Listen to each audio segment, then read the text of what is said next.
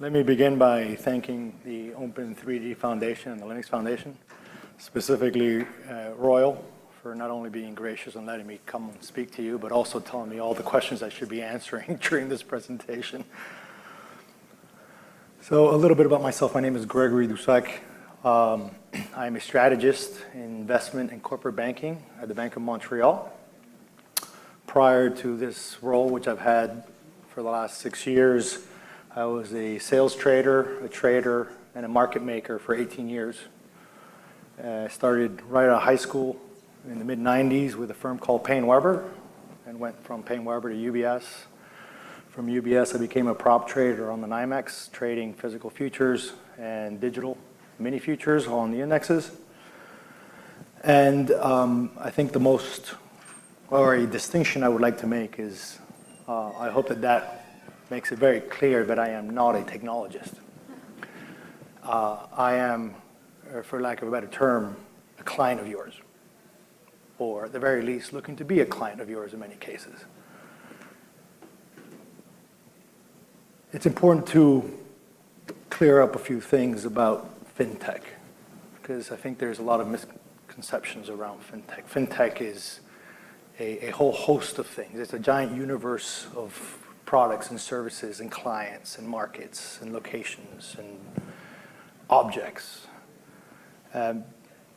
I've spent my entire career in a very small section of finance that I will define as capital markets, right? It's very far from what many people, many laymen would term as the fintech world, where we believe or feel that most of the fintech focus has been in the retail space, in the microtransactional level space. My expertise has always been in institutional markets, in what you might refer to as B2B. So, I apologize that I'm not a technologist or have the technical background to deliver much value to you. You're getting the B team. Our CIO was supposed to be here today, and she couldn't make it, so I live 5 blocks up the street, so here we are. There's another very big distinction, something that struck me this morning, besides your brilliance as a whole. Everything I express today is my opinion and not that of BMO's, which is a very big distinction. I have the benefit of working and living in a highly regulated environment.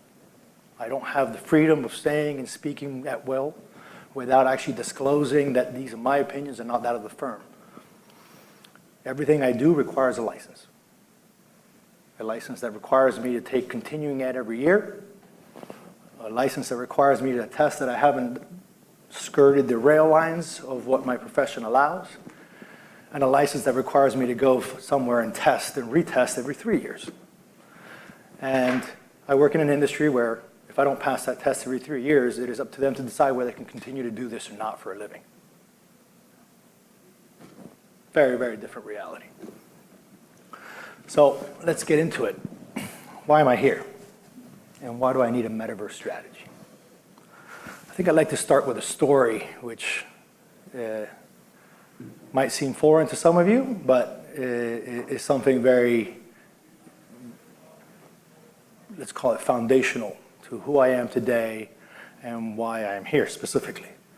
So you walk into the office one day and you tell 2,000 people they have to go home. No questions asked. Just go. Many of them are in transit. You don't know where they are. You just know they're up in the air. They're thousands of miles away from home. You also have 4,000 clients across the world in 15 different industry groups with hundreds of thousands of employees. And they're all telling all those employees to go home. Every client you have is calling every line of credit they have. Not only at BMO, but at JP Morgan, at Bank of America, at Citigroup. They're calling in every dime they can get their hands on. You want to help. You actually have a duty to help. You signed up for this. You told them you'd stand by them rain or shine.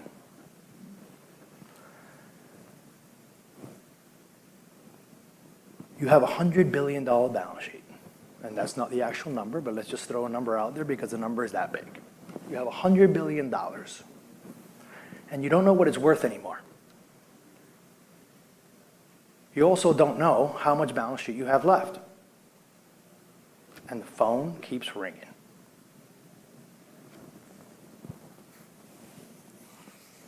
So everybody's getting home.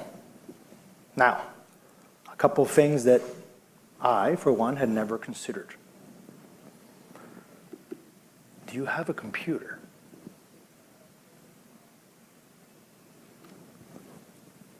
Do you know how to log into work from home? Do you have enough bandwidth in your house to support the amount of data and the number of applications that I'm going to ask you to run? And then the flip side of that is, can my network support every single one of you dialing in at the same time, asking for the same size of packets? Welcome to March 16th, 2020. Now go. To say that we were flying blind is an understatement. To say that we were praying constantly is an understatement. To say that we did things that were unmanageable was an understatement. I was joking with Royal earlier in that at one point I found myself personally running to Best Buy to buy computers. And then having these boxes in my possession and not knowing who to send them to or how to send them to them to get imaged. Turns out, and I didn't know this, we couldn't image those machines remotely. So now I got to ask someone to go to the office when they're not allowed to leave their house and negotiate with the NYPD to let them into Times Square and then negotiate with the building security to let them up to the network or the tech floor to then have them plug these machines into a port. And in full disclosure, I have no idea what this entails. And wait. It turns out imaging a machine took 5 hours. Seriously? Okay, all right. So, needless to say, myself and a lot of my colleagues appreciate and welcome the fact that there is a revolution on the way. And there needs to be a revolution on the way, right? We're not so concerned whether you call it the Metaverse, whether you call it Internet Plus, whether you call it Web 0.3. Frankly, that doesn't matter to us. What we know is that our systems, our processes, our policies, our rules, and our employees are not adequately prepared for a situation like this, even today. So, we're looking at every possible way of integrating and implementing as many scalable, well-thought-out solutions as you can come up with. And we need you because we don't know how to do it. Despite our best efforts in staffing up, despite our best efforts in hiring a diversified crew of very competent, smart, and hardworking people, we know we are not prepared still. So, what are we looking to do with the Metaverse or Internet Plus or whatever you want to call it? So obviously, for one, we're looking to drive down our transaction costs, reduce friction, bring down the time to market, reimagine funding costs, reimagine how we market and sell things. Think about expertise and synergies in new ways, right? So historically, we have hired within our ranks. You became a portfolio administrator or a sales desk assistant, and you became a clerk, and then from a clerk you became a junior trader, and from a junior trader you became a trader. Reality is, as we discovered through the pandemic specifically, that many of these people were not right. They were not ready for something like this. Despite what we thought, they weren't capable. They couldn't think fast enough. They weren't flexible enough. Ironically, some of the most valuable colleagues during the course of the pandemic turned out to be people that I found in the least expected of places. For one, a young lady by the name of Kaylee, which is no longer at the firm. She decided that she'd had enough of us and are crazy, so she went away to do something better and more fun. But in the heat of the moment, I had a seemingly administrative task that I wasn't sure I had the bandwidth to do, so I asked for help from our administrative managers, and they gave me this lady. She's like, she's available, she's ready, why don't you ask her if she can help you. Turns out, Kaylee's a PhD linguist out of UCLA, working, or used to be working, in the front desk. Now, you would think, what does Kaylee have to bring to the table in a capital market scenario or a fast-moving trading environment? Well, it turns out, she is probably the best teacher I have ever come across. We were retooling, re-engineering, reinventing, and none of us could explain to anybody in a concise and easy to digest manner what we were changing, how we were changing, and how they were supposed to do their jobs going forward. What are the things that we're looking to solve with a virtual reality or virtual existence or a confluence between the physical and the virtual? Obviously, as I said earlier, capital and collateral, how we actually think of those things, how we scale all the new tools and all the new products that we're looking to get into,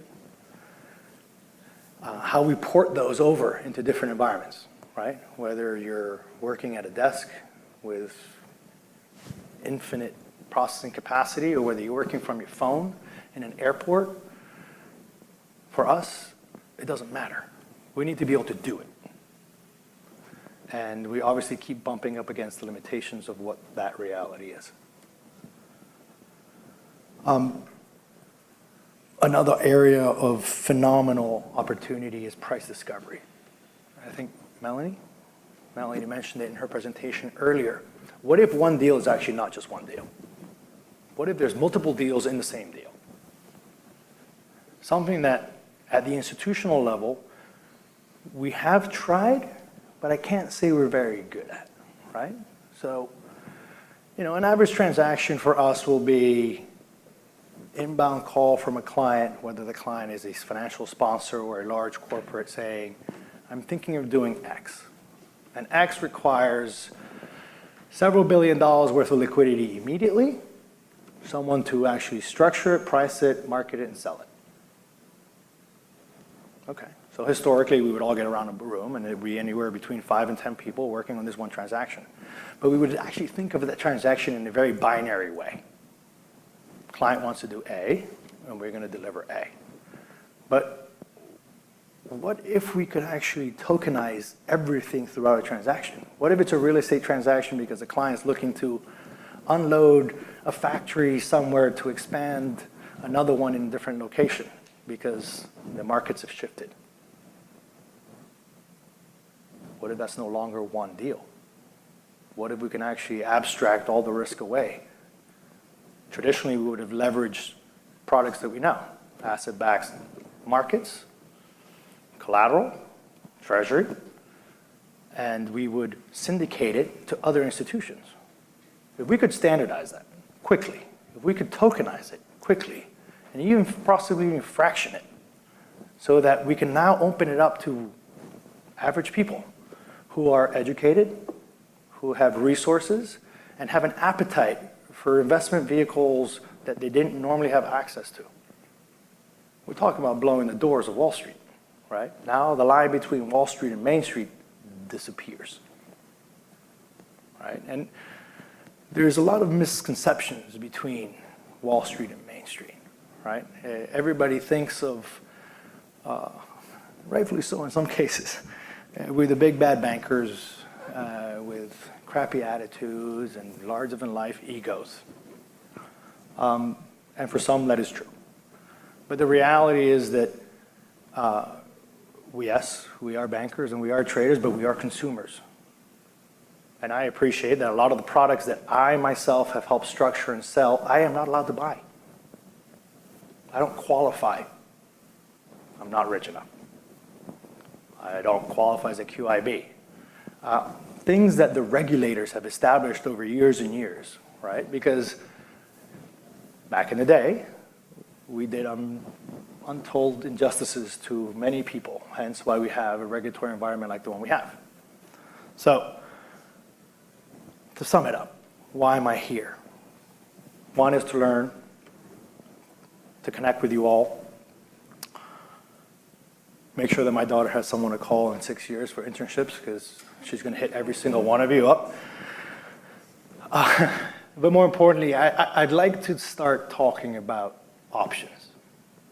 I like to think more creatively about what we do for a living and who we do it for. I'd also like to figure out a way in which we can gauge how much time it takes to develop these ideas and to test them. And then ultimately how we actually successfully deploy them for the benefit of our clients and ourselves. And when I say ourselves, I'm referring to all of us. So, the second question Royal asked me was, where are we? And again, this goes back to the question about misconceptions, or some misconceptions. As I mentioned, my expertise has always been in the wholesale market. We are, and have always been, a business that is constantly evolving. We are constantly digitizing. And we have since I've been around, right? I often joke that the reason why I got a job on Wall Street in the first place is because I actually knew how to use a computer.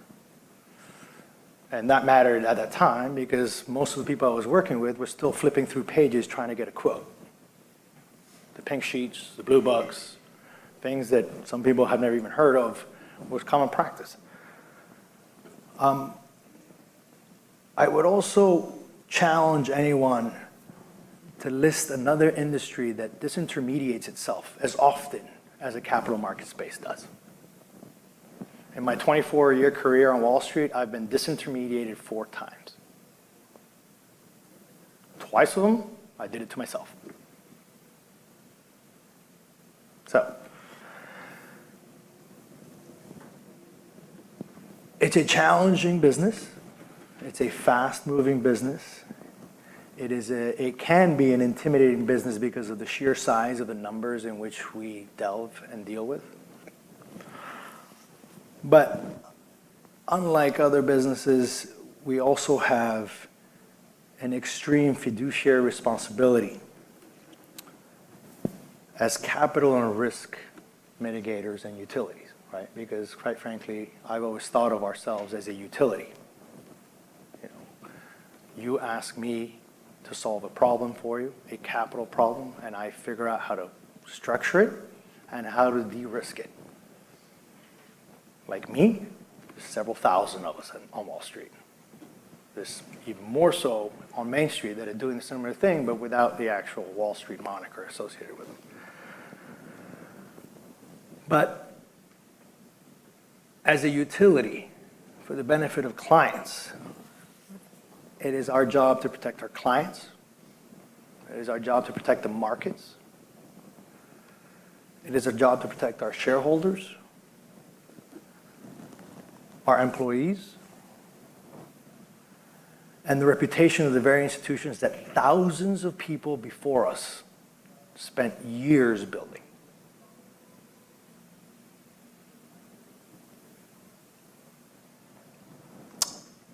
So, I say that, and I realize that we are not devoid of any colossal calamities over the years. And I've lived through several of them. But in the most recent past, for instance, in the world of DeFi, if that's what you want to call it, you had a $5 billion dislocation. A $5 billion dislocation that, from our vantage point, almost unraveled the whole thing. And therein lies, I think, one of the reasons why people think we move so slow. If we were to suffer a similar reality or event, which we have, and I assure you, they've been much bigger than 5 billion, Think long-term capital. Think Bear Stearns, 18 billion. Think Lehman, 600 billion. There would be no recovery for us. And hence, the reason why we hesitate, the reason why we move a little slower. We also don't have the benefit of pivoting entirely and focusing on new things. We have to keep the lights on. We have to keep the lights on for our clients, for the governments that we support, for the layman on the street. So it's a misconception that we fight every day, frankly. We hear it every day. Why are you guys moving so slow? Well, we're figuring out how to pave the streets. We're figuring out how we're going to build a new industrial park, and so on and so forth. Another misconception, decentralization. So I mentioned 2,000 employees or colleagues. Those 2,000 colleagues are spread across 16 different countries. Those 2,000 colleagues interact in an unknown number of exchanges with an unknown number of clearinghouses. Those 2,000 colleagues operate in a self-regulated environment.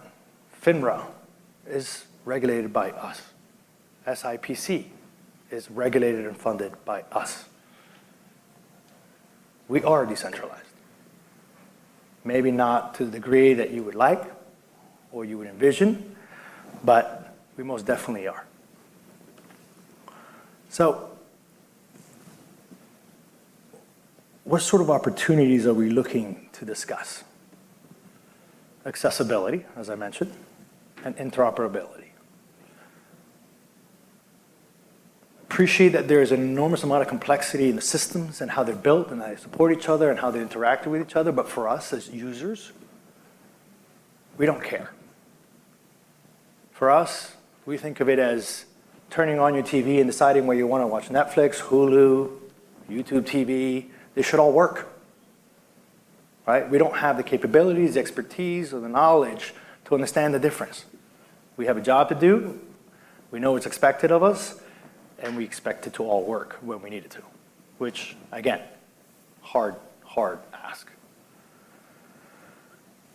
In the area of tokenization, and again, I'm referring to mostly real-world assets,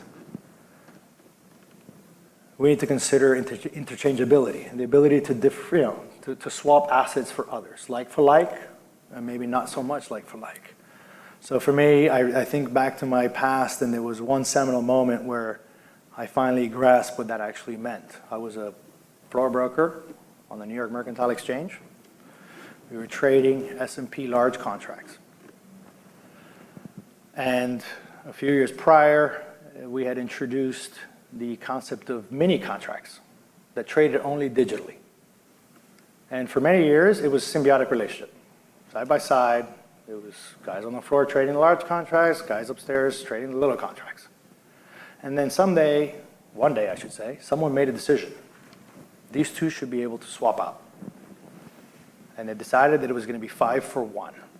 5 mini contracts are interchangeable for 1 large contract. It took all of 3 months before there wasn't a single trader, a single screen, or a single computer on the floor of the New York Mercantile Exchange. It evaporated. We need to be able to do the same thing with everything we interact with. Every product we have should be able to be interchangeable. It should be able to be easily understood and valued and priced. Again, not a small ask. In the world of risk mitigation, obviously the idea of smart contracts is a very sexy proposition. The idea of instant settlement is a very sexy proposition. In the world of custody, the ability to self-custody assets and or warehouse them is a very sexy proposition, and they should all be interchangeable.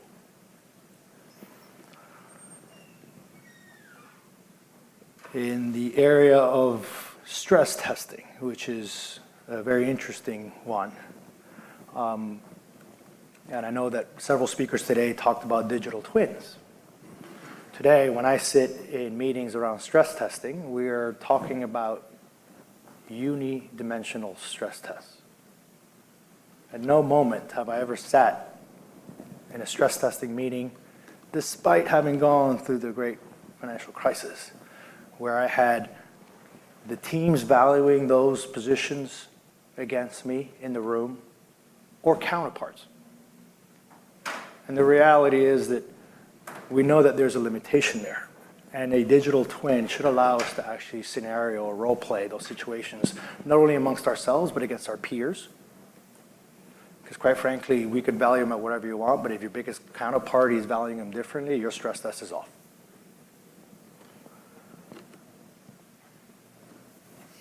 Lastly, in the velocity of market. So one of the things that we've learned in the pandemic is to multi-layer our processes. So it used to be that it was all very linear. We would have an idea with the help of a client. We would structure that idea. We would hand it off to our regulatory teams, whether they were legal compliance and or risk.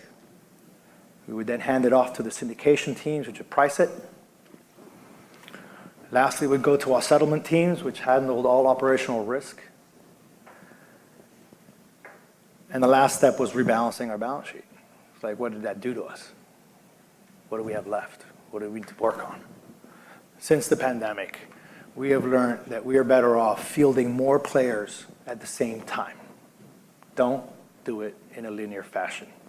The problem is that none of our systems are designed to be able to do that well, right? Certain groups should have access to certain data, others to different data. And hence why we do it in a linear manner. We need to figure out a way to be able to do all those things simultaneously without breaching any visibility rules or regulatory rules at the same time. So I guess the biggest things that need to change is, one, demystify this whole thing. I spent all day looking for the dunce hat to put it on because some of the things you were talking about sounded familiar, but I wasn't entirely sure. And they sound and look scary. Educate, educate, and continue educating. Whether it's Wall Street, Main Street, anyone who will listen. In the area of technology, obviously, help us understand how we can use these tools better and how we can actually commingle them. In the area of infrastructure, how do we access all these tools? How do we deal with the capacity constraints? How do we increase the collaboration across all channels? How do we move around the world with them? How do we ensure that the right amount of latency and stability is built into the network? And then lastly, how do we know if it's actually working? Again, there was some talk earlier today about control towers and managing your business from anywhere and everywhere. That is exactly what we're trying to accomplish.